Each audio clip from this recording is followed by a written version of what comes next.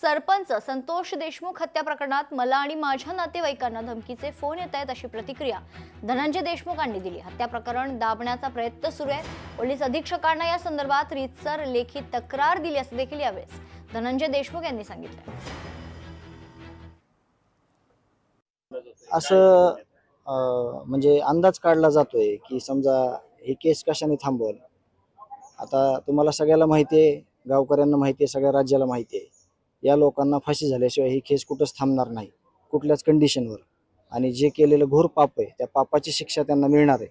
म्हणून जे काही खडा टाकून बघण्याचं काम चालू आहे किंवा ज्या काही गोष्टी चालू आहेत त्या चुकीच्या आहेत आणि त्या संदर्भात आपण लीगली SP साहेबांना कळवलेलं आहे।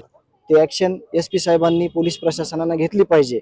म्हणून ह्याचं उत्तर जे आहे किंवा ते काय आहे ते SP साहेब किंवा पोलीस प्रशासनाने सांगणं गरजेचं आहे।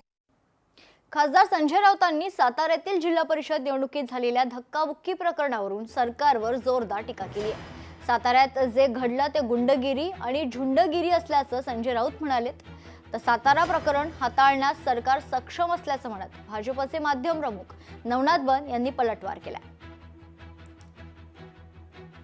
साताऱ्यात जे घडलं, जी गुंडगिरी झुंडगिरी, हे वाघाचे कातडे पांघरलेले वाघ गर्जना करत होते। स्वाभिमानासाठी, हिंदुत्वासाठी आम्ही कसं पक्ष सोडला। सरकारमधल्या मंत्र्यांची अवस्था का? तुम्हाला भारतीय जनता पक्षाच्या मंत्र्यांनी सातारच्या रस्त्यावर बेदम चोपलाय। कुठे गेला तुमच्यातला शिवसैनिक?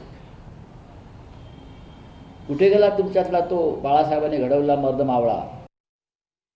सातारा प्रकरणात जे झालं ते महायुती बघण्यासाठी सक्षम आहे। सातारा प्रकरण हाताळण्यासाठी मुख्यमंत्री देवेंद्रजी फडणवीस, एकनाथजी शिंदे समर्थ आहेत। तुमच्या महाविकास आघाडीमध्ये नेमकं काय होतं ते बघा। आणि वाघाचं कातडं कोण पांघरलंय? संजय राऊत, तुम्ही वाघाचं कातडं पांघरलेलं आहात। तुमच्या आत गुलाम दडलेला आहे। तुम्ही काँग्रेसची गुलामगिरी करतायत। वाघाचं कातडं पांघरायचं आणि काँग्रेसची गुलामगिरी करायची ही संजय राऊत आणि उभाटा गटाची सवय झालेली आहे। आधी आपण स्वतः गुलाम आहोत आणि वाघाचं कातडं पांघरून आपण ढोंग करतोय हे महाराष्ट्रानं ओळखलंय। लोकशाही मराठी ऐका, पहा, जागरूक रहा।